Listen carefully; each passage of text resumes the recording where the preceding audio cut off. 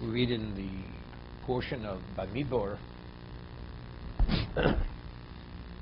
that when we came to the Midbar Sinai, this was after the Mishkan was erected on a permanent level.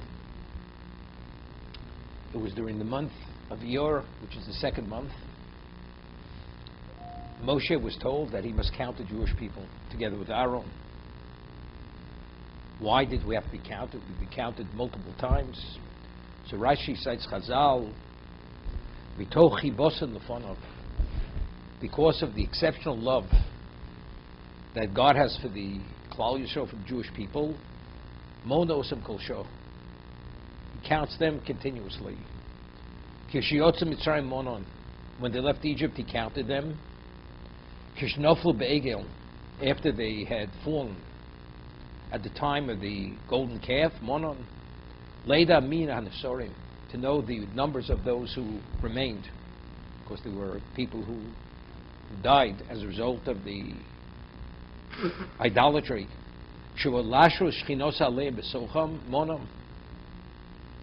When he came to allow his divine presence to dwell in the midst, he counted them. The first of Nisan, the Mishkan was erected. This is when Aaron and his children were installed to officiate as Kohanim, as priests. On the first of Iyar, the next month, he counted them. And this is an expression of Mitoch Chibosan Lefonov, because of the exceptional love that he had for them. Something that you love, you continuously count. We find that there's a pasuk where the name of Bnei Yisrael are mentioned in the same verse 5 times. So the Midrash tells us that if a person has a beloved son, rather than using the pronoun of saying he, you always mention the child's name, because of the special endearment that the child has to the father. Every time he mentions the name, it evokes that special feeling of love to the son. So that the Torah mentions Bnei Yisrael in the same pasuk 5 times is an indication. Could have said them, but it says Bnei Yisrael, and Bnei Yisrael in each context that it's referred to. That, because that continuously evokes that special avo, love that Hashem has for Klal Yisrael. So therefore, the same thing, the counting, the continuous counting, to see their numbers, how many are lacking, missing, or added, to indicate the special love and attachment that he has to us, to the Klal Yisrael. However, I pointed out, Rashi uses the term Mitoch Chibosad Lefonov. The chiba, the love that he has before him. It's before him. We find that the Akedah was the most difficult test of Avraham Avinu, the binding of Isaac, and he was able to succeed. With the test of the Akedah, Yitzchak was not sacrificed, but the Ayul, the ram, was brought in its stead. And the avoda, the service that he had done with the Ayul, when he slaughtered the ram, he said, this should be the equivalent of slaughtering my son, because I would have, if you wouldn't have told me to withdraw from my son. The sprinkling of the blood should be the equivalent of my son's blood. The burning of the ram should be the equivalent of my son being burnt. And Chazal tell us that Efer shel Yitzchok tzova lefonov, the ash of Yitzchok is piled before God's eyes. Say, Efer shel Yitzchok tzova, it's piled. What's lefonov? Something that's before your eyes. It's something that there's always focus on it. You're never distracted from it. It's always before you. Tochiboson lefonov. Just not he loves them. It's lefonov. It's like you see your child, you see what you love continuously. There's never a moment of distraction. This only indicates the degree of focus and attention that Hashem pays to Klal Yisrael.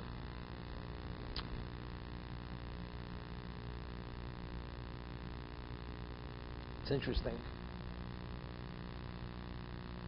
The world was created with an objective, with a purpose. What was the purpose of creation? That man should be a beneficiary, the ultimate beneficiary of goodness. And therefore, he created the Torah to be given to mankind. And who was the nation? Klal Yisrael, B'Shul Yisro Shnika Reishis. And therefore, we are the closest and the most endeared by God for that reason. Because we are the Am HaNivchar, we're the chosen people, the Am Kodosh, the Goy Kodosh, the holy people, and so on and so forth. The Navi says, Im lo brisi yom v'or lo ilo chutzes shamayim v'ortzel samti. If not for my covenant, which is in effect continuously, which is, the Gemara tells us, is the Torah, the study of Torah has to be continuously in effect, the world would not continue. God wills every moment of existence. So it's through the goodness. Creation is not something that happened thousands of years ago. Initially, it was willed thousands of years ago. But it's an ongoing process of willing of creation. He wills it continuously. Why did he will it initially? Because ultimately there'll be a nation, there'll be a Sinai, and so on to be carried forward. The first, we say, David HaMelech said, Kilam Chazdo 26 times. Why 26? Because the first 26 generations, it was before there was a Klal Yisrael. So why did God carry the world? It was Kilam Chazdo, because his chesed is forever. Therefore it was chesed. After that point, Imlo Brisi. The Jews have to actually participate and infuse in existence what God says they have to meet up. They have to meet that grade. The study of Torah, the performance of mitzvahs, serving Him as they're supposed to serve Him.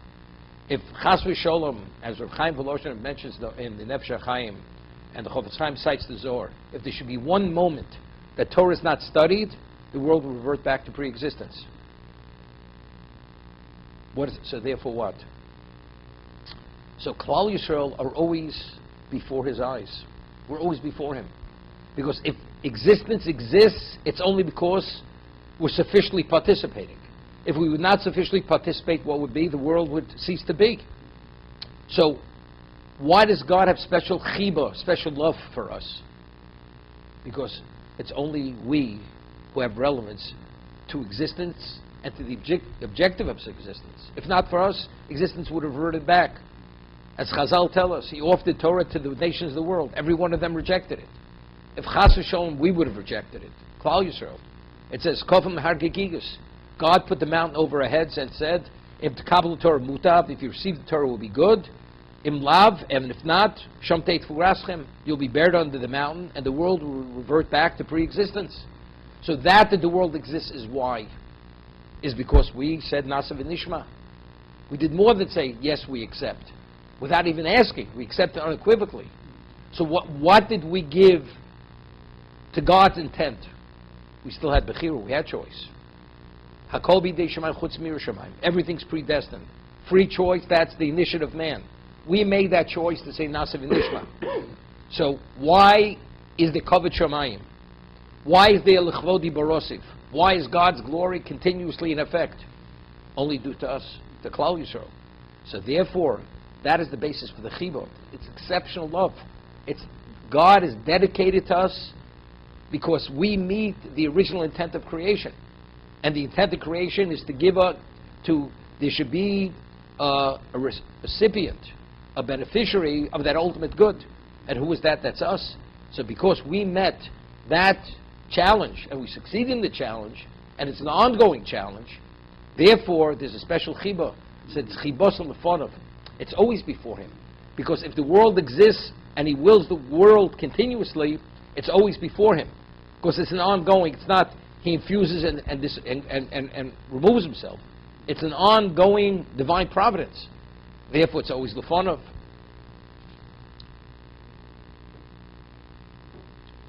We had to be counted. We were counted, of course, with the machzah shekel, with the coin. We have to be counted with a medium. So the Torah uses the term Su Rosh Kaladas Bnei Yisrael Lemishmechos Lebeis Avosam. The word Su means uplift the heads of the congregation of Israel according to the families, the paternal lines. The Mispar Shemos, with the number of names, kol zochel glosam, all the males, based on giving the machzah shekel. And from what age should they be counted? Miben esrim shana v'malo. From the age of 20 and above, kol yotzi tzav b'Yisrael tiftu osam. From the age of 20, which is the age which they're eligible for conscription, they should be counted according to their allegiance. But the Torah uses a term, they should be counted the mispar shemos. It's not you count 1 through 600,000 and beyond. But rather, every person who was counted, he was counted by name. By name. So the Sefarno over here explains the mispar shemos. Ki hoyo oz kol echod mi osa ador nechshav bishmo hamor al tzuros o yishis. At that moment, the dimension of Klal Yisrael, these are the people who stood at Sinai. They were valued based on their names. The Gemara tells us in Brachos, cites a posuk, the same Shamos Boretz. You should give Shamos. Shamos means desolation. It should not be read Shamos, but Shemos. The name should be acknowledged in the land, meaning on the terrestrial level. So the Gemara explains, Shmo Kogorim, that the destiny of a person lies in his name. That's the destiny. And it gives the example that Ruth HaMovia, Ruth, the grandmother of David HaMelech, her destiny lies in her name. What's Ruth? That she's going to merit to have a grandson who's going to say to Hashem, B'sirus v'shpochos, in song and in praise. So the name already was destined in her spiritual makeup that she was going to have this grandson. So therefore there was something in her genealogy, in the makeup of her soul, that caused, that engendered that there should be this special grandson, David HaMelech. That's Ruth HaMovia. Just as an aside, the Rachaim HaKodesh, at the beginning of the portion of Kisetzei, when he speaks about Eshes Yifas Toar, the woman in battle, where the Jew goes to battle and he sees a non-Jewish woman and he's attracted to her, it says, first of all, who goes to war, who goes to battle? We're talking about these people who are devoutly righteous. They're not fearful of any sin they possess because they don't possess sin. So a person like the Chofetz Chaim goes to the battlefront. He's attracted to a non-Jewish woman. These are the ultimate tzaddikim, the most devoutly righteous. How's it possible? But somehow there's some magnetic draw to them. And it says, Eishes ish, Eishes fastor, Eishes, even if she's ugly. If she's ugly, how are you attracted to her? And the Torah says you take her. So he explains that the attraction is an indication that these women have special souls that need some degree of perfection. And there's a whole litmus test. You go through a process. If you're interested, you're not interested, then you let it go, so on and so forth. So over there he says that at the time of the sin of Adam HaRishon, when Adam ate of the tree of knowledge, there were certain special souls, which Soton, Samach Mem, that's the spiritual entity, which is the basis for all temptation and all sin, and is the prosecutor of Klal Yisrael, of the Jewish people. He captured the most special souls. One of the souls that he took captive at the time was the soul of Ruth HaMovia. Ruth had one of the most special neshamos. And he took certain times in history where they were able to be retaken. And that's what happened with Ruth HaMovia. Her soul was released. And that was the story when she converted, and with the story with Naomi. Her children originally marrying, and eventually converted. She married Boaz, who was the prince of Yehuda, and ultimately she was the grandmother of David HaMelech. This is what happened. That's Ruth HaMovia. She had that special soul. So in the name lies her destiny. The Jews who left Egypt, there was Shishim Ribo. It's very interesting. These people stood at Sinai. Do you know what it means to stand at Sinai? To prophesy in a wake state, that God directly touched them in a way that in the history of existence, nobody was touched like this other than Moshe Rabbeinu. To prophesize in the wake state. They heard Anochi Hashem Elokecha, the first of two of the 10 Commandments. Lo Yechoel Elohim Acherim Al Ponai. There should be no other God in my presence. And Moshe Rabbeinu spoke to them, and it was the Shechina was Medaber B'Tov Grono. He was only the conduit for the Shechina, for the divine presence. So these people, they were multi-dimensional people. The name is only an indication of what lies within them. So therefore, the reason why they had to be counted, and also just to add, we mentioned, Rabbeinu Bachya asks, and the Maral speaks about this at length, the most special family that ever existed was the family of Yaakov Avinu. He was the most special of the patriarchs. He had the Shiftei Koh, he had the 12 sons. One God gave him and his family the Torah. And Yaakov was Ishtam Yoshev Oholim. He personified Torah, but God did not give him the Torah. God waited until Sinai. So he explains, because for God to give the Torah, you have to reach the critical mass of Shishim Ribo, Gvorim Lamala Michov. That's the critical number. That's the mass. 600,000 men above the age of 20. That's the reason. So these 600,000 people, they were the profile of the Klal Yisrael to be the receptacle for the Shechina to dwell in their midst. That's why they Mispa Shemos. These people aren't ordinary people. Even though they sinned with Chet Egel, they sinned with the spies, and they never merited to go into Eretz Yisrael because they questioned God. But factually, it's Mispa Shemos, Tiftu also, and the name. So the Siforno explains, why did they have to be counted by name? Kol echod mi'osa ador nechshav bishmo hamor al tzuros ho ishiyus. Each one of the names is valued, which indicates by the name, which indicates his profile. His profile, his unique profile of person, lamalosam, based on, and that is the distinction. Al derech ve'yedocha b'shem. Which was not the case. The generation that came into Eretz Yisrael after 40 years. Over there, when it says they should be counted, it doesn't say according to the number with the names. No mention of names. It just says who are the leaders of the families, but it just says the numbers of people. It doesn't identify the individuals by name. This was to indicate here, because initially what was the original intent? That these unique people, that each one was unique in his own right, they should be the ones to inherit the land. And none of them would perish. They would go in, take over the land. But unfortunately, because of the Chet HaMeraglim, the sin of the spies, it wasn't meant to be.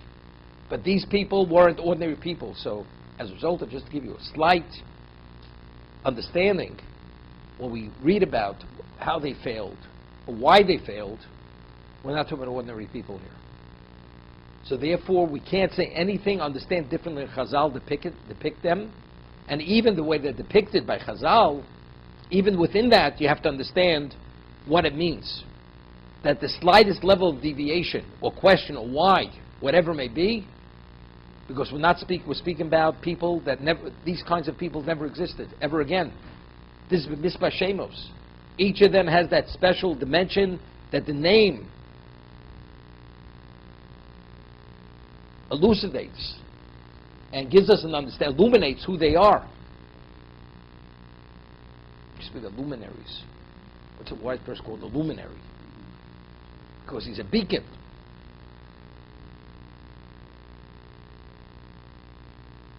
What's interesting, the Gemara tells us that Rav Kahana, who was an Amora, was a Babylonian, and he was one of the leading Torah sages in Babylon. And there was a Jew who was an informer, who informed to the Persian government. Persians, they controlled Babylon. He would inform, and Jews would be killed because of him. So if he's an informer, he's classified as a rodef, he's a pursuer. So what do you do with a pursuer? You kill the pursuer, because he's putting Jews' lives in jeopardy. So Rav Kana, being the leading Torah sage, summons him, and he says, I want to forewarn you. If you continue, we're going to put you to death. Because you're a rodef, you're a pursuer. The moment he hears these words from Rav Kana has an indication he's going to inform on him, and he's going to be killed. Rav Kana is going to be killed. Rav Kana immediately takes him, breaks his neck, and kills him. Kills the informer. But he realized, since he's the informer for the Persian government on the Jews, he becomes a fugitive. He must flee. So he flees to Eretz Yisrael, which was not under the control of the Persians. And because, unfortunately, he had to kill a Jew, he needs some level of atonement. So he accepted upon himself for 7 years he would not reveal publicly, in a public setting, his greatness, his Torah greatness. So he arrives in Yerushalayim. Who does he meet? He meets Reish Lakish. Reb Shimon Lakish, the most outstanding student of Rabbi Yochanan, was the leading Torah sage. And he says to Reish Lakish, by the way, what are they discussing in the Torah, in the Beis Medrash of Rabbi Yochanan? So he shares with him a little bit. He immediately enters into this Talmudic discourse. Reish Lakish has never seen anything like this in his life. And Rabbi Yochanan is the primary student of Rabbi Yochanan. He runs to his Rebbe, Rabbi Yochanan, and he says, Ari Olami Bovel, a lion has just ascended from Babylon. Man, there's a lion. They invite him. The story's not relevant right now, what happened afterwards. This is Rav Kana. Rav Kana was an Amora. Amora is less than a Tana. A Tana is less than a Novi, or then the Ashkenaz Agdola. There's no way to fathom, to have an inkling of what these people were. So if the Torah goes and says, "B'mispa shemos tifkedu osam," the numbers are counted by name. Each person himself is unique in his own right, and therefore the name reveals the dimension of the person. So what does it say of these people? We're talking about these people. The word giant is too minimal to say, to describe these people. They're not to be described. Again, to re-emphasize, reiterate, they failed. They did the Chet Egel. They failed with the Meraglim. They complained. Hashem says, they tested me 10 times. 10 times in the Midbar. Evidently, it wasn't a simple situation. Because people of such a dimension, how do you fail?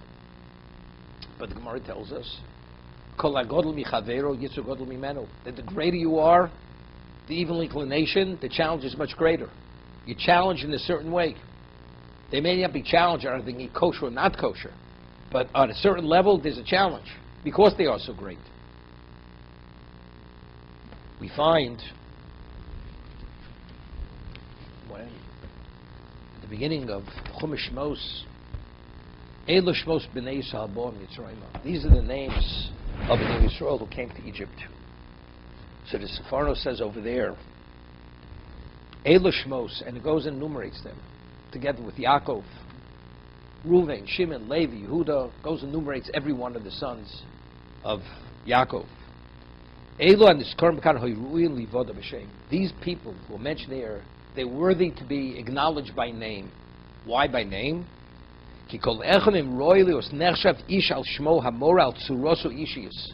Again, Reuven. What lies within Reuven? Again, it's to reveal and to indicate his independent individuality, dimension of being. That's why he's mentioned. That's Elu Shmos. Ve'elu kol yimei chayim ho'ilu ma'oros. And these people, as long as they were alive, they were literally luminaries.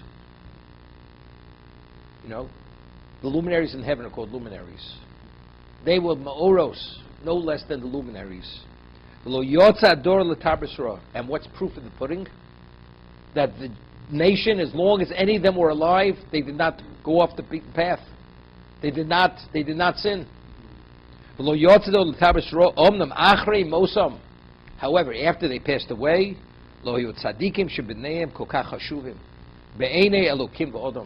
but once they passed away, their children weren't sufficiently righteous that they should be valued in the eyes of God and the eyes of people. So therefore they couldn't stop the attrition towards acculturation of the Egyptian culture. They became idolaters. They stopped circumcising themselves, as it says in Chazal. But again, Elu Shmos B'nai Yisrael, Abo Mitzrayim. It's the name, but of course the name's here. It's a different dimension of name. Here, they're Ma'oros.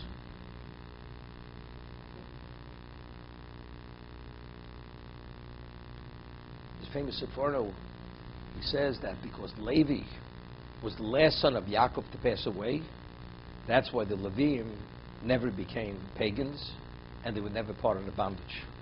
Because Levi oversaw his children, his grandchildren, great-grandchildren. He lived the longest. Therefore, his family was least affected by the bondage. And therefore, they remained steadfast. It's interesting. It comes out something unbelievable. At the time of the Chet Egel, what happened? God says, I will destroy them. What does Moshe say? He sees it, he smashes the luchos, and then he says, Mi Lashem Elai. Whoever is for God, come with me. Who came with him? Shevet Levi. And it says they took the swords and they killed the idolaters, whatever it was. That was they were initiated as becoming God's officiants. What happens if they would have been tainted as the B'chorim were tainted? Would have been a sad story. So it comes out interesting. Because Levi had an extended life, he lived the longest of all the children, and he was the luminary. He's also acknowledged by name. And Levi, as it says, is the most spiritual of all of Yaakov's children. That's why he was chosen. Rashi cites one opinion. Who named Levi? God sent Gabriel. He was the one who named Levi. Yaakov did not name him, neither did his wives name Levi. Levi was named by Gabriel. That indicates, and it's interesting, cited that the Leviim, their attribute is Midas Adin, the attribute of justice. Gabriel is the Malach Adin. He's the angel of justice. He's the one who was sent to destroy the camp of Sancherib, the Assyrian camp. That's Gabriel. Time of the Churban, the destruction of Beis Hamikdash was Gabriel. When Hashem says, take the hot coal and whatever, or write on the foreheads of the tzaddikim, the letter tough in red, which indicated blood, death, was Gabriel. Gabriel was the one. Gabriel is the one who named Levi. So because Levi was that special person, so it wasn't just an ordinary name. It was that special name.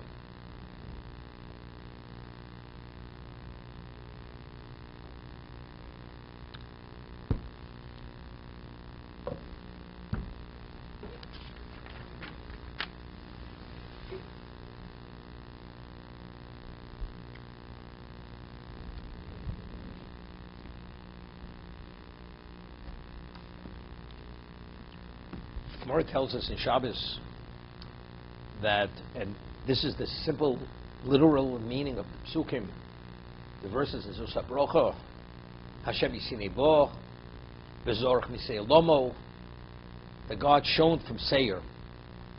What does God have to do with Seir? Seir is Mount Seir, that's Edom, that's the Edomites. He came from Har Poron. Poron is where the Ishmaelim are, the Arabs. So the Gemara explains, and Rashi cites Chazal, that before he came and offered the Torah to us, he offered the Torah to what? To the Edomites, to the Arabs, to all the nations of the world. And each one rejected it. Edom says to God, the Edomites, what does it say in your Torah? So God says, it says, Lo tirtzoch, thou shalt not commit murder. It says, we can't accept it. We have a blessing from our patriarch of the family, we live by the sword. Can't accept it. The other one, Ishmael, says, Lo tignov, you should not kidnap. We're in the human slave trade business. We do slave trading. We can't accept it. And each one reject for his own reason. Klal Yisrael was off to us, we said, Nasa v'nishma. We accepted it unequivocally. God was astounded. Migila Rozelabonai, who revealed the secret to my children. That's the Gemara. In Shabbos, that's Rashi and Chumash. However, we read over here that when they were counted, when they were counted, it wasn't so simple. The complete congregation, they assembled on the first day of the second month, which is Iyar. What does it mean, Yisyaldu? It's when they were born to their families based on their paternal line. The Misbah Shem is according to the numbers of the names. So Rashi cites Chazal, Heviu Sefer Yechuseim. They had to bring their documents of pedigree, Ve'edei Cheskes Leidosam, and testimony for the purity of their birth. Kol Echod ve'echod l'syachis al hashevet. Each one should be identified with his particular tribe. They had to bring proof to the purity of pedigree. They were the only ones who qualified to be counted. If they couldn't bring proof to their pedigree, God has no interest in them. And as the Seforno says, they're being counted because God wants that His divine presence should dwell in their midst. What's a prerequisite to that? Purity. You need that pure pedigree. Okay? So there's Yalkut, which is the Chazal, Medrash. The Shoshi Kiblu Yisrael Torah. When the Jewish people received the Torah, Niskanu Umas Olam Bahen. There was tremendous envy. The nations were envious of the Jews.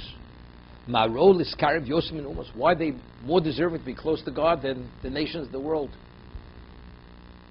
Sosam Piyim HaKadosh Baruch Hu. God sealed their mouths. Omar Lehen Hevili Sefer Yechusin Shalochem. Bring your documents of pedigree. Shenemar Hovel Hashem Mishpos Amim Geshem Shebonai Mivim. He says to the nations of the families of the world, bring your documents. That's Hovel Hashem Mishpos Amim. As my children brought their documents of pedigree. V'yisyaldu HaMishpachosam, as it says in the verse, that they were able to establish their birth moment. L'kachmonam b'rosh hasefer hazeh achar hamitzvos. Therefore, it's mentioned immediately, the counting, because they came with this claim, the nations of the world, after Kabbalah Torah, after the Mishkan, and all of a sudden they said, why them, why not us? So Hashem says, no problem. I'm counting my children. And why are they being counted? Why are they worthy that my divine presence should dwell in the midst? Because they could prove their pedigree. You bring your documents of pedigree. Ela mitzvah siva Hashem.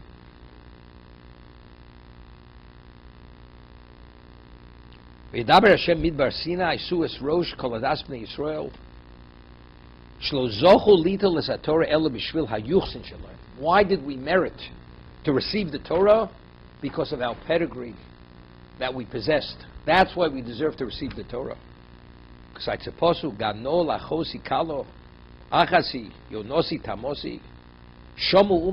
When the nations of the world heard this purity, about this purity, this pedigree, this prerequisite to have a relation with God, Hischilu Mekalsin land. They began extolling and praising the Jewish people.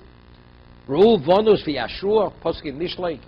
The daughters they saw and they began extolling her. Lo Osu Elok Shebo L'Shitim, and they praised us to the hilt continuously. It's unheard of. Such purity. We were chattels of the Egyptians. We were slaves, not to be violated, not to be defiled. And these are pure. They have a pedigree. This continued till we arrived the 40th year in the desert. We came to Shittim. Vayochalom Liznos.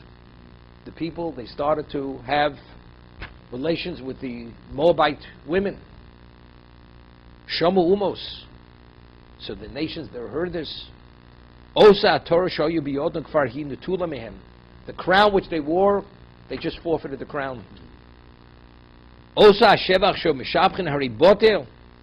Shovim Lonu, we're on equal playing field. They're like no better than we are. The same depraved, corrupted, impure people.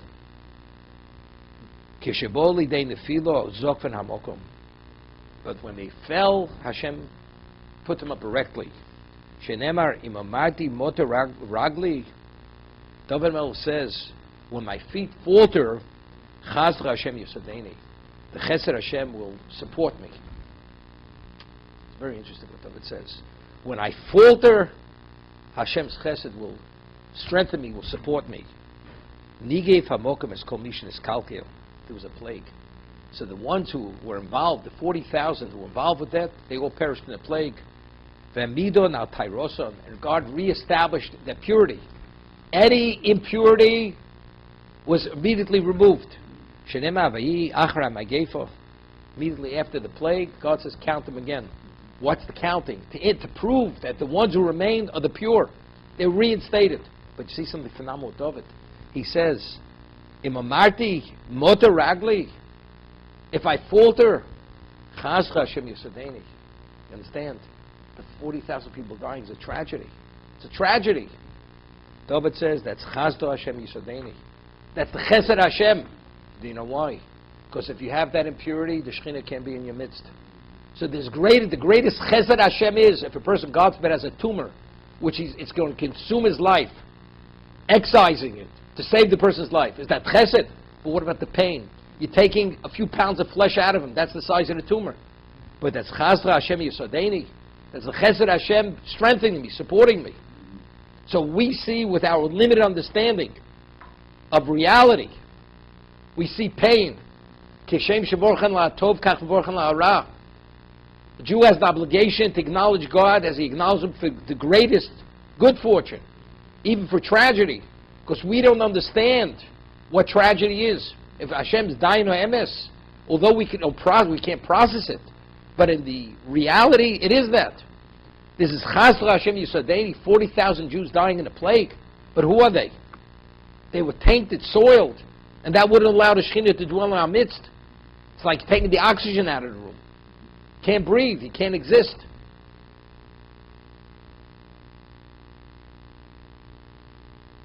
Now let's understand.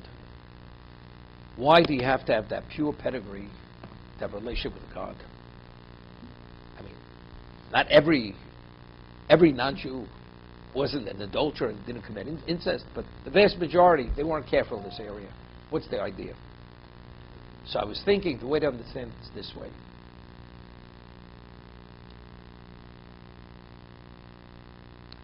Initially, God created the world with Midas Hadin, the attribute of justice. Bereshit bara Elokim es hashamayim v'soretz. Elokim is the attribute of justice. V'yomer Elokim yior. Elokim said there should be light. And every day of creation it was Elokim. Right? So Rashi cites Chazal. Then afterwards we find there's a coalescing of Midas HaRachmim, attribute of mercy, because God said, man, since he's prone to fail, he's not going to be able to survive the exactness of God, which is Midas Hadin. Therefore, Shitif Imo Midas HaRachmim. He coalesced into it the attribute of mercy. So I asked a simple question. When you deal with evaluating a person's record, it can be evaluated with the attribute of justice. It has to be you're exacting, or it's done with the attribute of mercy. But when God says, let there be light, what relevance does it have to do with the attribute of justice? Let the waters gather, and the land should be seen. Let the water teem with life. What relevance does it have to do with Midas Hadin? There's no human being. We're not evaluating anything. What's Midas Hadin? What's the attribute of justice?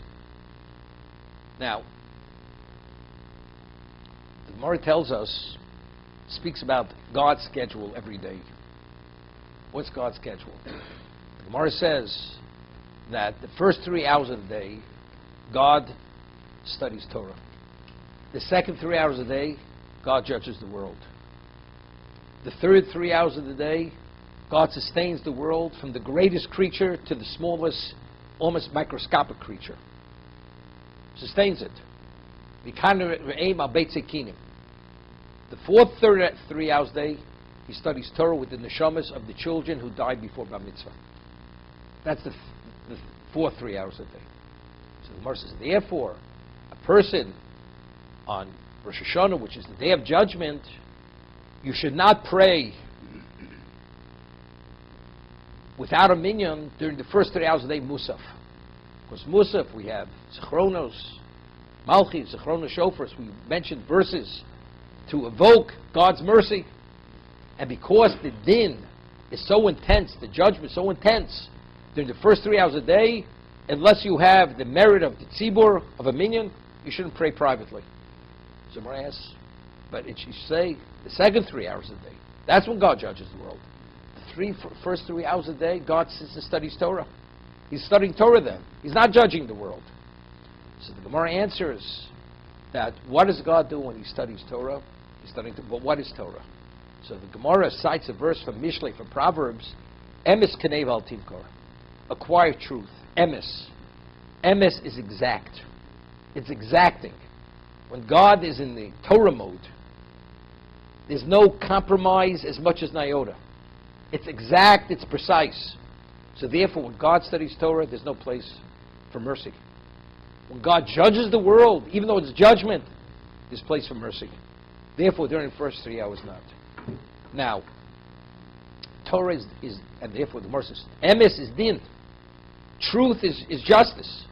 That's precise, exacting justice. If the world was created,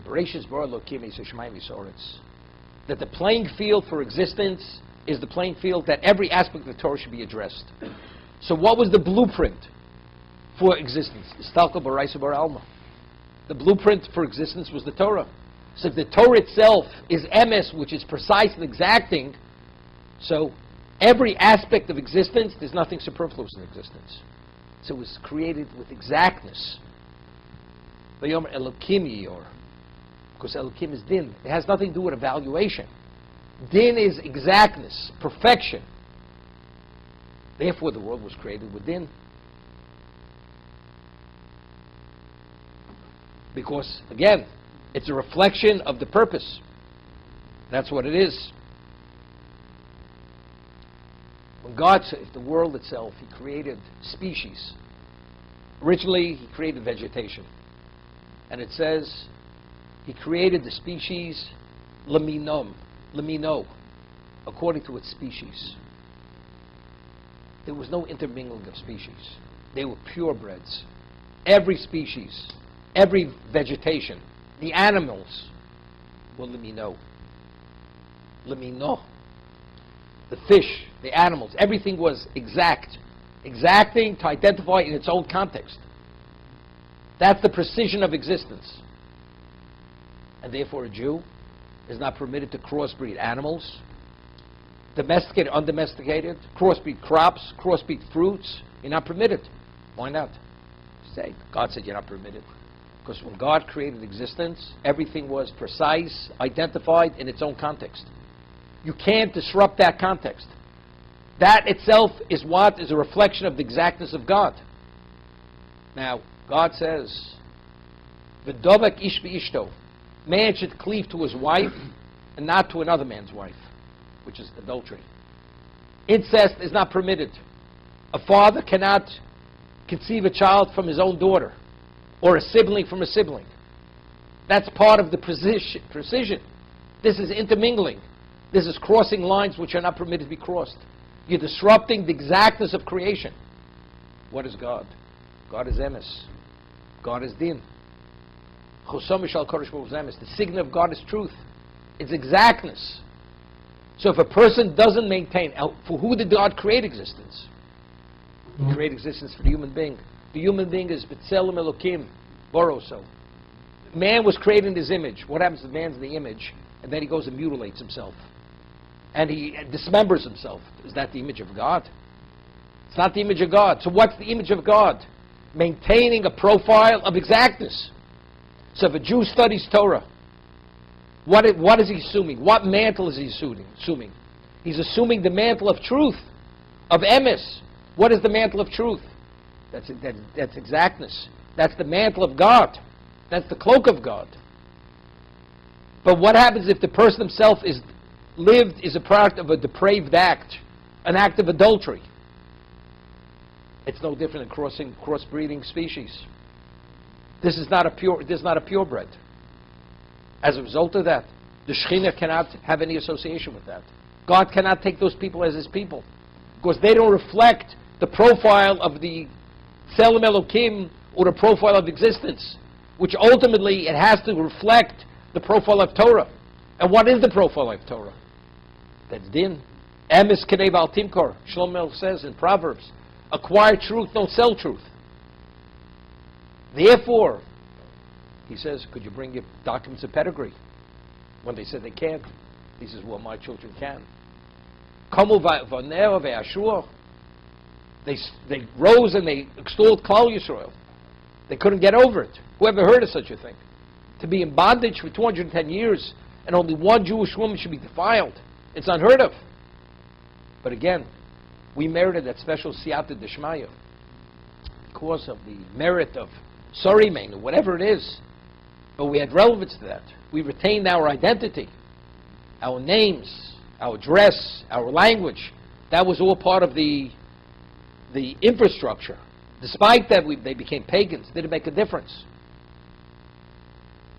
Therefore, we were qualified to be taken to be the Aman Nivchar, but they weren't. So what happened when it came to Balpor? Were the Jews engaged with Benos Moab?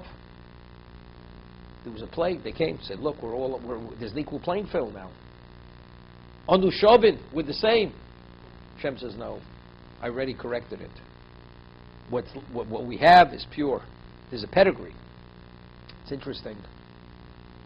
The Gemara tells us that the only people who are eligible to be conscripted into David's army were people who are miyuchosim, people who are people of pedigree. Why? Because what's victory dependent upon? Whether the Shekhinah is there, whether the divine presence is with you. It's not there, numbers mean nothing. So because the people themselves had that pedigree, had that purity, they were purebreds, therefore the Shekhinah is there, because they reflect God's profile. It's a location for Hashem to be there, for that reason.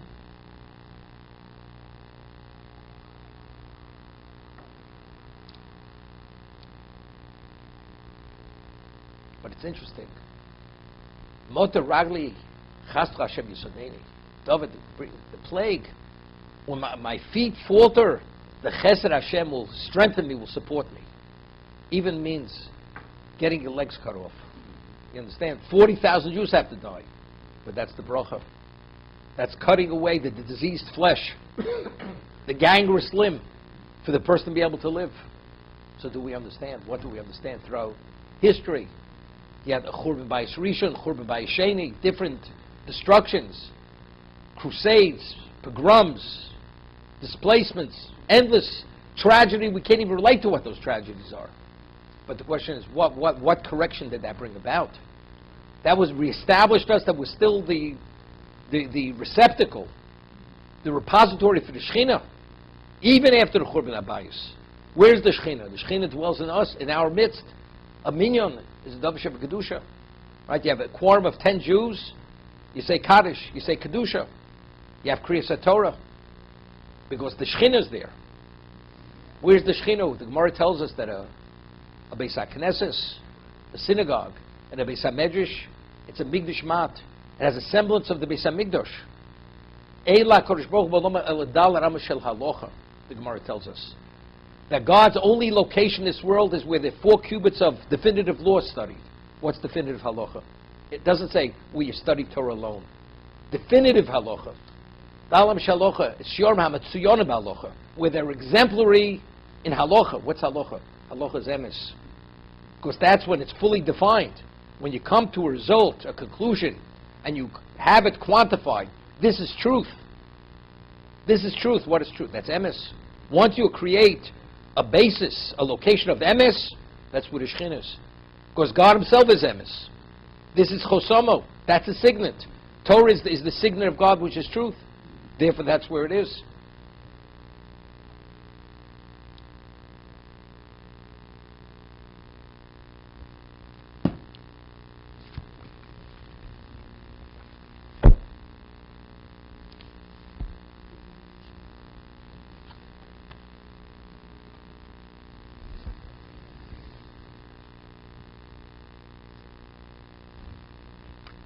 Vaydaber Hashem Moshe b'Midbar Sinai. So the Midrash tells us, Zesh Omer HaKosuv, Hador Atem Ro Dvar Hashem.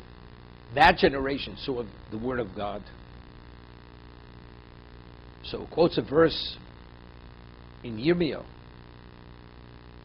Hador hazeh wrote var Hashem Hamidbar Yisrael Yisrael Im Eretz Mafelyo. What does that mean? Was it like a desert to the Jewish people? Im Eretz Mafelyo. Omer Lem HaKadosh Baruch Hu Yisrael. Hashem says to Klal Yisrael, Al shamartem l'Moshe lo mehelisun mitzrayim lo mas bamidbar. We complain continuously. You took us out of Egypt to die in the desert. So Hashem says to us, Hamidbar Yisrael Yisrael, that I treat them as if they were in a desert, in a desolation. Kamidbar Sisi Lechem O Kamidbar Nahakti Eschem, that I deal with you or conduct myself as if you were in Midbar. B'noi Sheba'olam. He says the way the world conducts itself, functions. Melech Bosodam Shiotz LeMidbar. A mortal king goes out into the desert, into a desolation. Shema Motzi Shem Shalva. Does he ever find tranquility out there? Kashem Shoy Bapaltin. Shalo Al Chilu Shtiya. Does he have the tranquility and the ambiance in the desert that he had in his palace? V'atem hayisim avodim. And where do you come from? You were slaves. You were chattels of the Egyptians. V'otziesi eschem misham. I took you out of the depths of what? Of suffering, of persecution, of impurity. V'tzbadti eschem b'sifsisin. And I placed you in the ultimate, most fertile location. Shenema v'yasi v'kim asom derech hamidbar. Malami shebitzom k'derech shamlochim musubin. He created a setting as if they were in a palace. The comfort of the clouds of glory. Everything that, the way they were, the environment that he created for them. V'afhemarti lochem shlosha golim. And I appointed 3 redeemers. B'sham shemeschem. To address to all your needs. Can you imagine? A person has a valet. What is a valet? The king, some lowly person who's trained to be a valet. Moshe, Aaron, and Miriam, they were our valets, so to say. You know who they are. These are the most special human beings who ever lived. So who does Hashem give to accommodate all the needs of Klal Yisrael? To address the complaint department. They were the complaint department. Could you imagine Moshe Rabbeinu, Aaron, Miriam, Moshe, Aaron, Miriam, B'schus Moshe achaltem amon, and his merit, you ate them on. B'schus Aaron hikpatzti, hikafti eschem Yaakov. I encircled you, I engulfed you with the clouds of glory.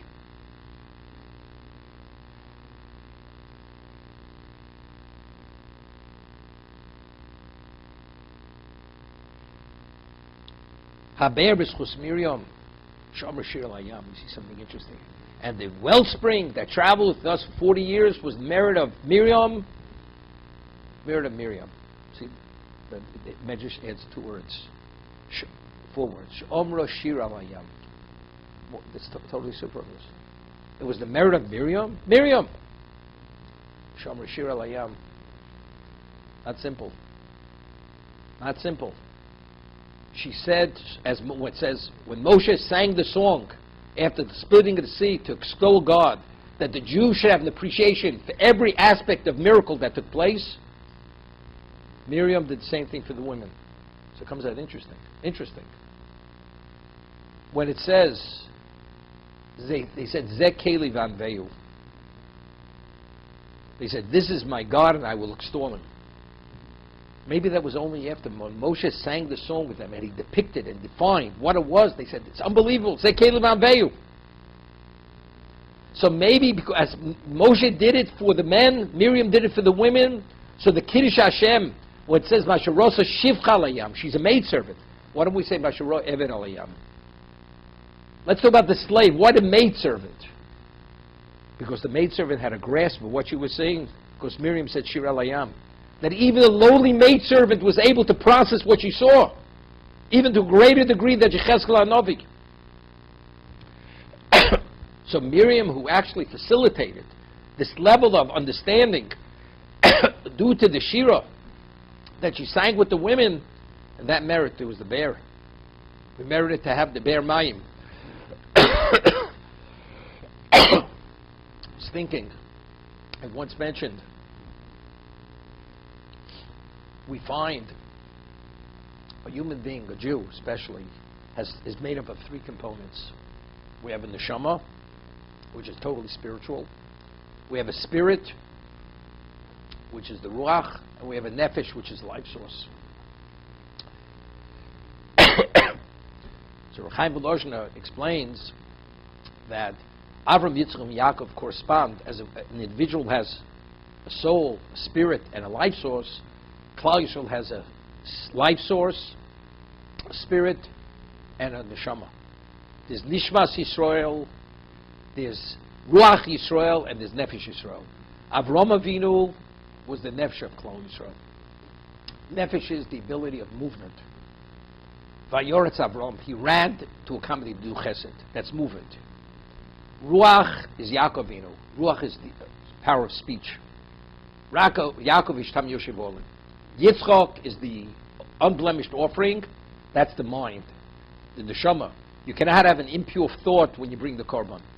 That's so. You could say, who is the neshama of Klal Yisrael? Moshe Rabbeinu. He's the highest. His merit, what do we have? We have the mun. The mun was what? Is called lechem abirim. It's the food which angels are sustained with. That's the pure spirituality. What's the anei kovet? Clouds. That's ruach. That's in the merit of Aaron. The Be'er Miriam. What is a living wellspring? Is movement. It's not just stagnant water. So that's movement. So she's the nefesh of Klal Yisrael. Each one corresponds. So it comes out beautiful. Miriam said, why did she merit the bear? Because she said, Shira for the women. What does the woman represent? The father has an obligation to teach his son Torah. A mother has no obligation to teach her son Torah. The father is the ruach. Hashem supplies, it says, the three partners in the human being. Hashem supplies the neshama. What does the father supply? If the father has an obligation to teach his son Torah, evidently he has relevance to the ruach. What is the mother? The child gestates. The whole life, the development of the child. It's terrific. So it's because she said Shira for the women. And what do the women represent? Nefesh. So what was an outgrowth of that nefesh? There is Miriam. The wellspring is movement, which is representation of nefesh.